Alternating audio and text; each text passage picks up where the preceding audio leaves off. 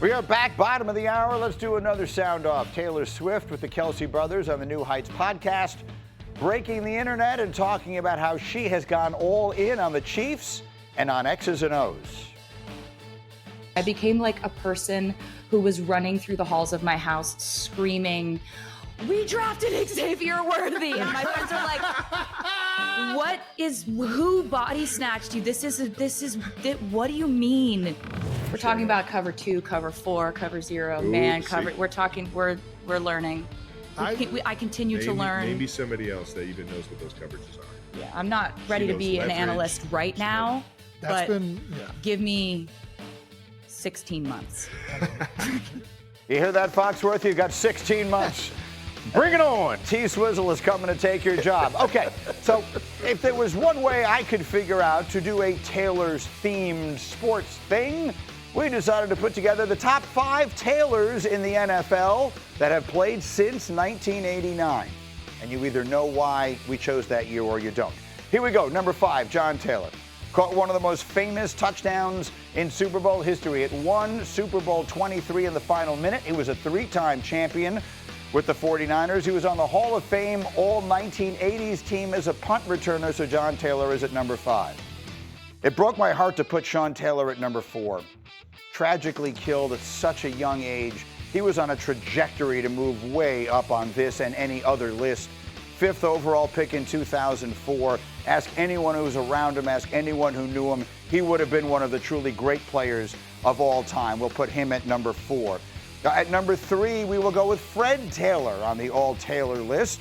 He is the Jacksonville Jaguars' all-time leading rusher. He had 7 seasons of at least 1,000 rushing yards. So Fred Taylor checks in at number 3. And then we've got the Hall of Famers at the top of the list. Jason Taylor is number 2.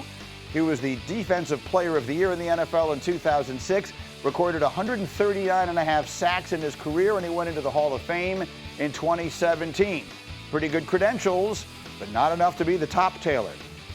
LT is number 1. For my money, he's the greatest defensive player in the history of the National Football League. 3-time Defensive Player of the Year, MVP of the league in 1986, inducted into the Pro Football Hall of Fame in 1999. There you are, your top 5 Taylors of the Taylor Swift era. And so let's move on from that and continue the theme, because why not? Let's do a segment called Taylor Made. Hey, Domonique, who's got the most bad blood in the NFL right now? Well, I'll go with the Bengals right now because of their situation with Trey Hendrickson. He's been an incredibly productive player for them, and he's a key piece to this defense getting a little bit better this season and maybe helping Joe Burrow make a run to the Super Bowl. And they just don't like each other right now. It seems that there's no motion on that contract negotiation, and the hold-in continues. Graziano, will come to you next. There are a bunch of teams that had a rough year last year. Which one will shake it off and bounce back in 2025? San Francisco 49ers, because all it's really going to take is improved health, and there's only really one way for them to go in that department. So I think the 49ers bounce back strong here with a healthier roster, especially if Christian McCaffrey can do what he did a couple of years back.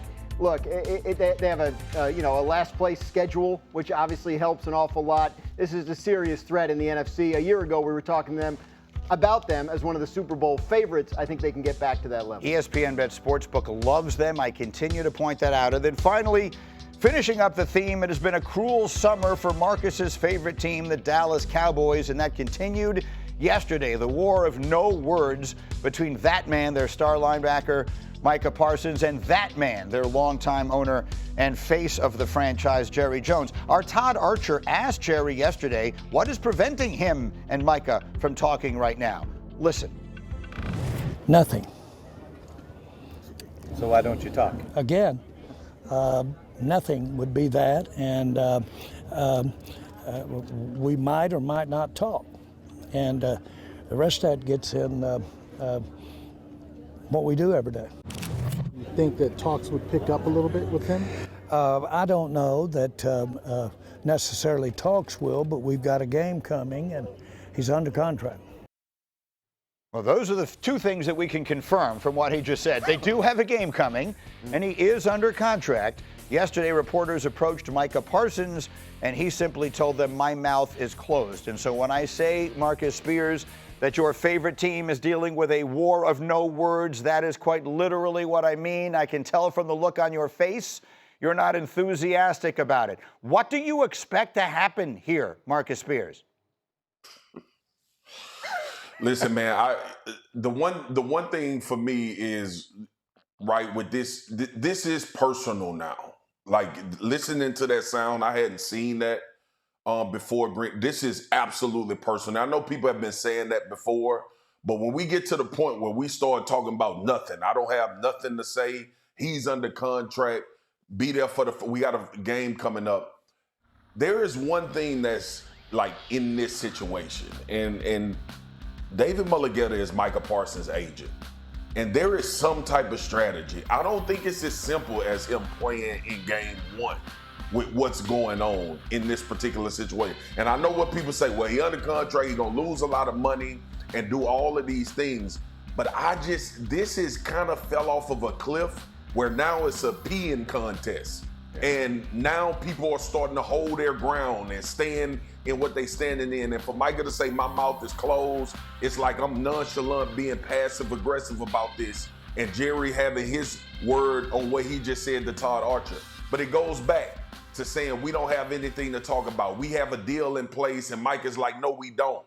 There is a lot of non-football energy of dislike going on right now between Micah Parsons and Jerry Jones, and that is probably the worst thing. Hey, Marcus Spears, what if Aaron Rodgers plays great in Pittsburgh this year? Then the Steelers are a problem and a true, legitimate Super Bowl contender. Listen, great for Aaron Rodgers is like MVP. And that's what we saw, 3 years ago while he was in Green Bay. With this defense and the ability of Mike Tomlin and this staff, if Aaron Rodgers plays out of his mind, then the Pittsburgh Steelers are going to be an issue for everybody, and they could very well make their way through playoffs if you only have to win 2 or 3 games. For sure. Now let's sort of scale it back just a little. Great by Aaron Rodgers' greatness standards is extremely unlikely, right? He's 41 years old going on 42. But great by recent Steeler quarterback standards is a very different thing. What if he is just, Domonique, a marked step above what they've gotten essentially since they had Roethlisberger in his prime? If he's worth 1 or 2 more wins, that's significant. And I think the real reason why Aaron Rodgers feels valuable and why none of us will completely give up on him is we've seen that he has the ability to throw the ball well, and we know that no game is over. And so many games in football are decided, 50% of the games are decided by 1 score. And it felt like the Steelers, they had to beat you because they weren't going to lead some game-winning comeback drive too often. We know that Aaron Rodgers has the ability to do it. Even if we didn't see him do it much last year, we believe he can still do that from time to time. Do we know? Do we know? Because we didn't see him do it last year. We didn't see him do it the year before. Didn't really see him do it the year before that. Fair. He's 41. By the way, you talk about a Super Bowl threat. They haven't won a playoff game in 9 years. Right. He hasn't won a playoff game in a long time. There are 17 NFL quarterbacks that have won playoff games more recently than Aaron Rodgers has. It's possible that this is just over. Yeah. And that's the way it looked last year with the Jets, and obviously didn't play the year before that. So I would be surprised if he played great, but I've certainly been surprised before. Yeah, but Greeny asked the question starting with a great Aaron Rodgers season. We all accept that that's not going to happen. But I think it's not unreasonable for us to believe that we put him in a similar situation that they had Russell Wilson in last year. We put him in that situation. It's reasonable to suggest that he could do slightly better than that, which I think is great for this team. And that gets him in a position to play a first-round playoff game, and then we see what happens. I do think they have other questions. I think the young offensive line has to come together, and we haven't seen that yet. We don't know how the run game's going to look. Defense has a little bit of age on it. I just don't think they're plug-in quarterback, and Steelers are great. That's fair. RC and Jalen Ramsey are both talking about how well he can still spin it. Here's the thing. Guys like Aaron Rodgers, when he's 65, is still going to be able to spin it. Yes. The question is the athleticism. The question is the tendency to injury at players this age. It is extremely rare. Tom Brady may be one of one. Maybe Rodgers is able to do it. Let's talk about another aging quarterback here. Matthew Stafford, not quite as old. He's 37. But let's play this game, Domonique. What if Matthew Stafford and his back are not ready to see the field week 1? Oh, we done. we done out there. Like, Matthew Stafford has been playing incredibly well at times. Like, it's up and down, but he has that ability. And we saw them give the Eagles the toughest game that anyone gave the Eagles last year in the playoff run. It's a lot because of how good their young defense is, but Matt Stafford can make those type of incredible throws, and I think this offense is designed around his ability to do that with those receivers. And McVay went and got him because they wanted to build it around him. So without Matthew Stafford, we done out in L.A. You know, Marcus, I always say, if you have an ailment, ask a doctor. If a doctor isn't available, ask a football player, because they tend to know. So when you hear that a 37-year-old quarterback goes through an entire day of throwing. What did you tell me, Dan? How many throws did he do on Saturday? 68. 68 throws, makes all the throws. Then is supposed to come out and practice on Monday, but the back is bothering him and he's not able to do it. What level of concern does that bring you, Marcus Spears? A very heightened level, like Booger with the code red. Yeah. Okay, pull the fire alarm. Put the chains on the door, Mr. Clark. Because listen, this is one of those situations. I got it, Mark. Where a Lean on Me reference. I got it. Movie, great movie. Matthew Stafford is like in the offseason is very concerning for me, G. But what 68 throws, like Graj just said. What about after week 1? Yeah. How you gonna feel when somebody hits you? When you've been throwing a lot, when you've had to move and step outside of the pocket. And I know they got medicine, and I know they got stuff that is very, very strong. But you're asking him, like, we can't practice in a controlled environment without getting hit, without having to move around, and you feel terrible the next day. Like, the maintenance thing kind of is flying out the window for me. And Foxy knows this as a football player. Neck and back are the two worst things that they can tell you as an injury in the NFL. And those are almost like, okay, how much clock do I have left? Yeah. Because I know it's coming to an end very, very soon. And I think those two things are very, very are bad. The concerning part is that it's this early in the season. Yeah, I'm sure that not even the season. Yeah, if it was a game, like, I'm sure he would be able to play. The part that's scary is like, oh, we already doing that? Gross, finish it up. Yeah, look, they believe they can get him ready to go. He's been managing his back for a while now, but he was supposed to practice this week and did not. So there's definitely been a change of the plan, and it's concerning. Without him, I think they're in huge. Let's count it down with some big questions that we have. Graziano, you've been following everything, traveling around to camps. What's one of your biggest questions right now? How will the Terry McLaurin situation resolve itself in Washington? He has been at camp holding in. Things seem to be, pretty nice in terms of the feelings between him and the team, but still no extension in place. If no extension's in place by the time the season starts, will he play on his contract? Would he sit out games? Can they get to an extension before the season? A lot of different ways this can still go. It's the one potentially negative thing hanging over an otherwise very positive vibe around the Commanders.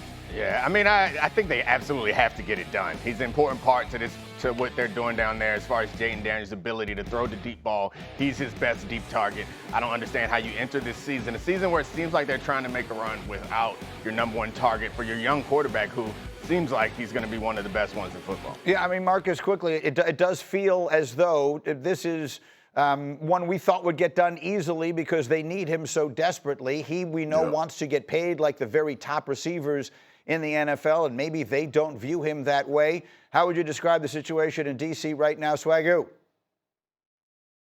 Dumb as hell. It's one of the stupidest things that I've seen this offseason. It just seems like it makes all the sense in the world.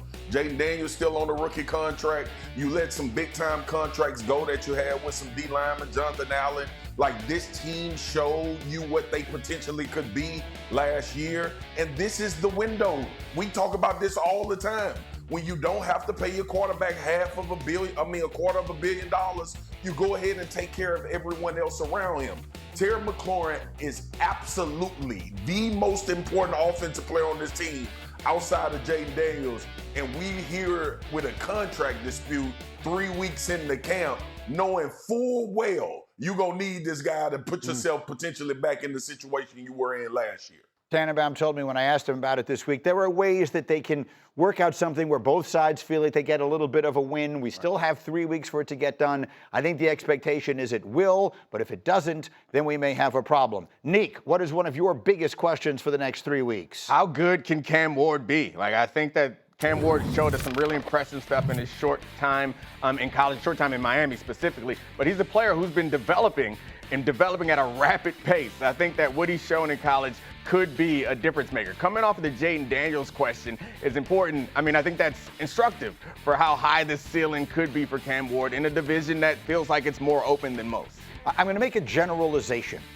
So I don't know that this is always true, but I think generally the great quarterbacks, the ones who become great, are the ones who live it every minute of their lives, right? And that's what everything I'm reading about him says. He is the first guy there. For the preseason game, he was actually standing there waiting for the field maintenance crew to remove the stuff from the field so we could get out there and start practicing.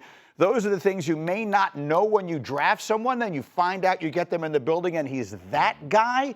Those guys tend to be the ones that work out. I was talking to their head coach, Brian Callahan, over the weekend, and he was telling me about how they've set up training camp to make it very difficult for him. You know, a 15-second shot clock, like dialing up blitzes and disguising blitzes in practice, like really trying to make it very challenging for him because they feel like he's capable of handling that and coming out on top. So interesting. They're very high on him. Obviously, they took him first overall. But yes, since he's been there, he's been everything they hoped he would be. And, we'll see. I mean, I think they expect him to play well right away. Swagu, how good is he going to be?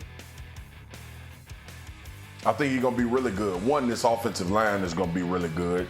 He's going to have a support staff. We see the connection he has with Calvin Ridley.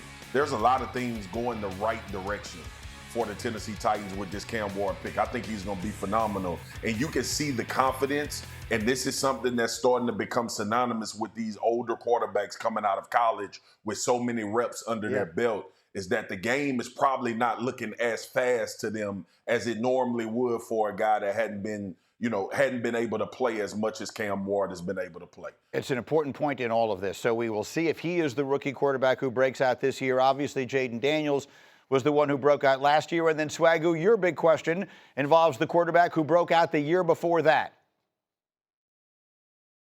Will C.J. Stroud and the Houston Texans get back to form and make us believe they're truly a team that can compete? This offensive line was hard last year, and we saw C.J. start to worry about that, eyes dropping, making bad decisions, uncharacteristic of what we saw his rookie year. But remember, this is a very good team around him. This defense should be phenomenal once again, and if he can get back to form and they can protect him, and mixing in that backfield with Nick Chubb added as well can give him the type of offense that he needs protection-wise and a run game, then C.J. Stroud should return back to form and be formidable, and this could be one of those sleepers in the AFC that we haven't talked about a lot.